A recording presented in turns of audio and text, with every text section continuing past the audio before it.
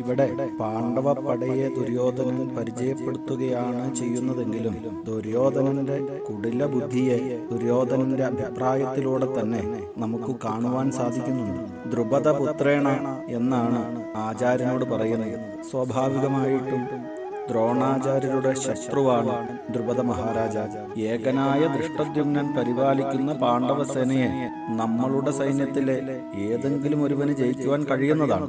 ഞാൻ എന്തിനാണ് ഇങ്ങനെ പരിതപിക്കുന്നത് എന്ന് വിചാരിക്കരുതേ ആചാര്യ. പാണ്ഡവ സൈന്യത്തിൽ വേറെയും ശൂരന്മാരും മഹാരഥന്മാരും ഉണ്ടെന്ന് വിചാരിച്ചുകൊണ്ട് തന്നെ അങ്ങ് മനസ്സിരുത്തേണ്ടതാണ്. ഇത് ബോധിപ്പിക്കുവാൻ വേണ്ടി തന്നെ ദുര്യോധനൻ പാണ്ഡവ സൈന്യത്തിലെ അതിപ്രധാനികളെ കുറിച്ച് പറയുകയാണ്.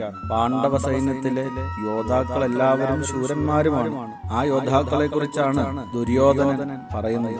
മഹാപരാക്രമികളെയും കീഴടക്കുവാൻ കഴിയുന്നവരാണെന്ന് അർത്ഥം വരുന്ന രീതിയിലാണ് ആചാര്യനോട് സംസാരിക്കുന്നത്. മഹത്തുക്കളായിരിക്കുന്ന വില്ലുകൾ ഉള്ളവരാണ് എല്ലാവരും തന്നെ. പരാക്രമം കൊണ്ടാണെങ്കിൽ എല്ലാവരും ഭീമാർജുന തുല്യന്മാർ തന്നെയാണ്.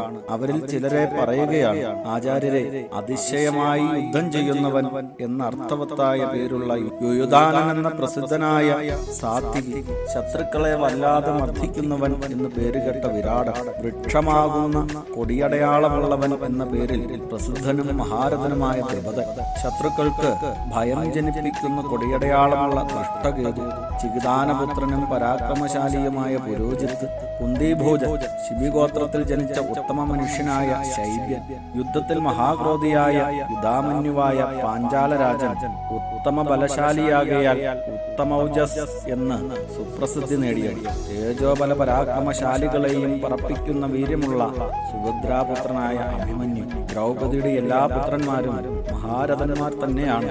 തന്നെയും സാരഥിയെയും കുതിരകളെയും കേടുകൂടാതെ രക്ഷിച്ചുകൊണ്ട് 10,000 ഭടന്മാരോട് യുദ്ധം ചെയ്യാൻ സമർത്ഥനായ വീരനെയാണ് മഹാരഥൻ എന്ന് പറയാറുള്ളത്. ഇങ്ങനെ അനേകം മഹാരഥന്മാരുള്ള പാണ്ഡവ സൈന്യത്തെ ജയിക്കാൻ ഒരുപാട് നമ്മൾ മനസ്സിരുത്തി തന്നെ ചിന്തിക്കേണ്ടതുണ്ട് എന്നിങ്ങനെ പറഞ്ഞ് ദ്രോണാചാര്യരെ പ്രോത്സാഹിപ്പിക്കുകയാണ് കുടിലബുദ്ധിയായ ദുര്യോധനൻ ചെയ്യുന്നത്.